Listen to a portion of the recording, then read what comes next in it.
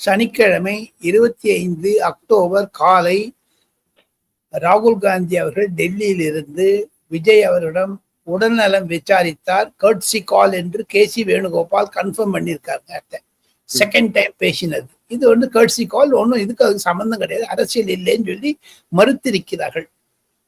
இருப்பினும் டெல்லியில் அரசியல்வாதிகளுக்கிடையே பாஜக,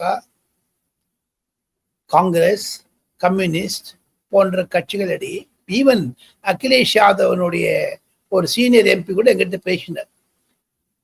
विजय का इम्पैक्ट क्या होगा, वो बीजेपी के साथ आएगा नहीं तो कांग्रेस के पास जाएगा, विजय तो थर्ड फोर्स हो गया, डीएमके खत्म हो गया அப்படிலாம் கேட்கறாங்க. டிஎம்கே முடிஞ்சு போச்சா கதைன்னு. அரசியல்வாதிகளே இப்படி இருக்குதுன்னா வழக்கறிஞர்களிடையே ஒரு பரபரப்பு இருக்கிறதை நான் பார்க்கிறேன். காரணம், அன்று விஜயனுடைய ஜட்ஜ்மெண்ட் வந்தபோது unique judgement in the supreme court history. ஒரு எஸ்ஐடி போட்டு அது சிபிஐ கமாண்ட், அதை சிபிஐ பண்றது ஒரு 30-40 வக்கீல் தான் நிற்க முடியும். அந்த சேம்பர்ல 200-300 பேர் கச்சாக்காச்சு நின்றாங்க. அதை தவிர தூதுவர்களிடையே ஒரு மாபெரும் புரட்சியை நான் காண்பிக்கிறேன். விஜய் யார் என்று எல்லாம் வச்சுக்க.